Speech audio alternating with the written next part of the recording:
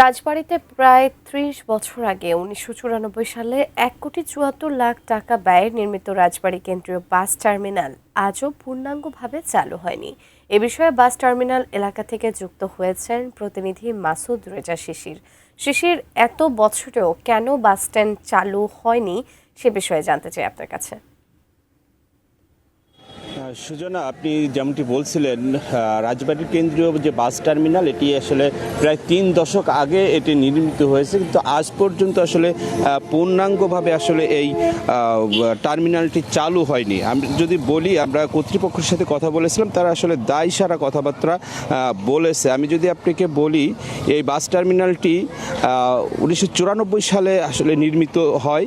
এই নির্মাণের পরে বিগত তত্ত্বাবধায়ক সরকারের সময় ২০০৭ সালের দিকে টার্মিনালটি কিছুটা চালু হয়েছিল এবং অল্প কিছুদিন চলার পরে আওয়ামী লীগ সরকার আসার পরে আসলে আবার এই বাস টার্মিনালটি আসলে বন্ধ হয়ে যায়।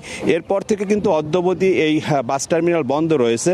প্রথমত এটি জেলা পরিষদের নিয়ন্ত্রণে ছিল, পরবর্তীতে এটি পৌরসভার নিয়ন্ত্রণ নিয়েছে। এখন আমরা এখানে এসে কথা বলে যেটা জানতে পেরেছি যে এই বাস টার্মিনাল এলাকায় যে সমস্ত নির্মাণ সামগ্রী করা হয়েছিল সেগুলো কিন্তু আসলে লিজ দেওয়া হয়েছে, এবারে ইজারা দেওয়া হয়েছে, এমনটি আমাদেরকে জানিয়েছে। পজিশন বিক্রি করেছে পৌরসভা প্রত্যেকটা দোকানে। এখন এখানে এই বাস টার্মিনালের মধ্যে প্রত্যেকটা জায়গায় কিন্তু আসলে ওয়ার্কশপ যেটাকে বলে গাড়ি মেরামত বা ক্ষুদ্র মেরামত এইসবের কাজ চলছে।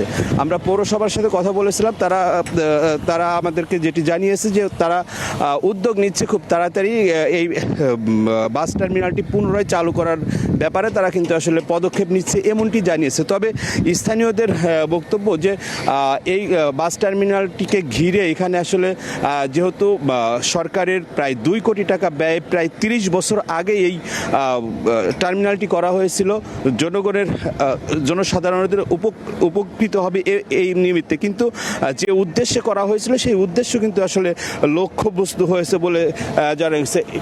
এই ছিল রাজবাড়ী থেকে আমার কাছে টার্মিনাল থেকে সর্বশেষ।